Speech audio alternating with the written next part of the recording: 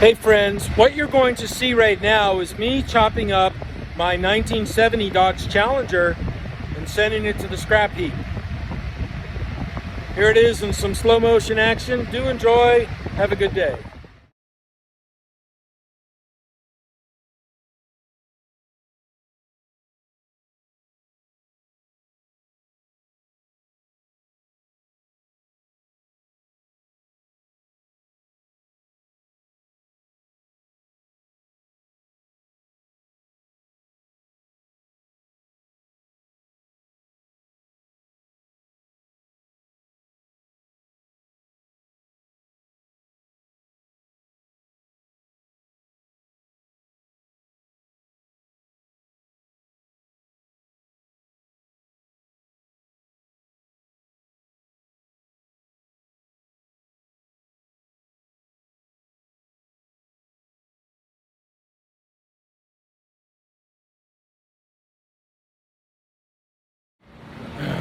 Well, I just finished cutting up that Challenger that I've been hanging on to for way too many years.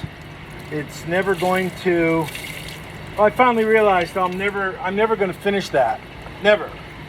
With all the projects I have going on, all my responsibilities to getting the shop built and set up fully under the auspices of media blasting, and these Porsches that actually are not quite as jacked up to work on as these rusty piles of junk old Chryslers and the Mopar and the Mustangs. It just makes sense to just get rid of that thing like I did. So that's one less project, one less space taker upper that I now have to deal with. So it's been a lesson to learn from this car. I took it in, as I said earlier, on a barter. I was motivated by, of course, some greed, eagerness to have a 1970 Dodge Challenger. I mean, come on.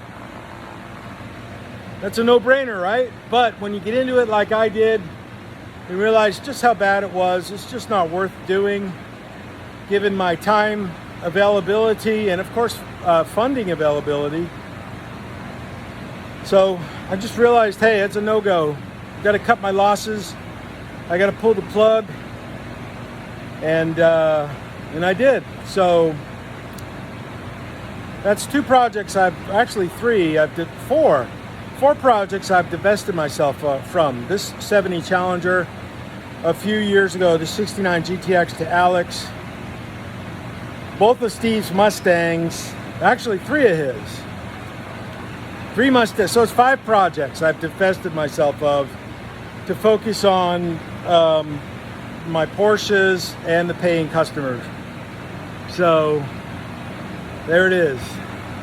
Enjoy, have a good day. Bye-bye.